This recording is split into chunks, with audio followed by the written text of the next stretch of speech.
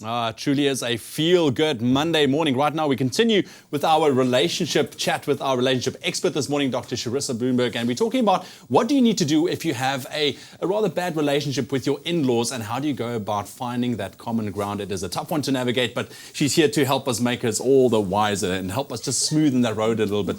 Dr. Charissa, we spoke about the fact that it's never easy dealing with in-laws because there's different opinions, emotions, different ways of handling certain things within the family, but I think mothers and fathers-in-law, mothers and fathers in general, they tend to hold on to their children as long as they can, especially, once the son or the daughter gets married. How do you go about just breaking the news to them, say, okay, well, now I have my own family, I'm starting my own thing, I'm thinking about having kids as well, without kind of offending them, and kind of just say, like, listen, this is now your space there, this is my space over here. Yes, very good. And every parent is completely different. And once a parent, always a parent. You want to continue to help. Straight communication, that thank you, mom, dad, mums-in-laws. We're starting our own journey and we want to find our own way. Please, if we need advice, we're actually going to come to you. And we want to find ourselves. And yeah, I think so. Just to me, direct. I love basically direct. Be direct. Don't beat around the bush when it comes to these things. But from another angle, from the mother and father-in-law side, when the children approach them, what should they be mindful of? So that they don't think that my child isn't coming here to physically hurt me or emotionally scar me, but they are coming here with a real issue. How do they approach it from their end? And especially if everyone's not getting on. Yes. Again, I'd say come back to communication. I can talk it through, and it's very difficult because the worst thing you can do to your partner is actually say you need to choose between your mother and me.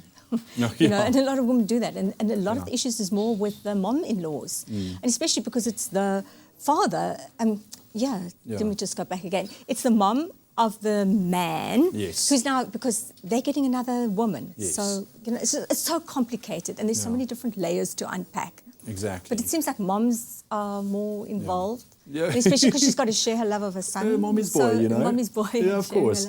So, you also spoke about the fact that the grandchildren come into the mix. You're starting your own family.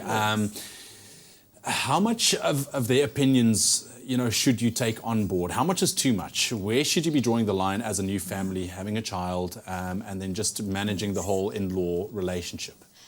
Too much is when they start manipulating, when they start interfering, when they start giving advice when you don't really want it, when they start trying to get personal information and ask the children for personal information. Then enough. Then we need to put down the boundaries clearly. And when they're making you feel humiliated or not good enough or questioning your parenting skills, I think then enough is enough. And we need to tell them. There's nothing, I keep pushing this and I know I'm saying the same thing, direct communication.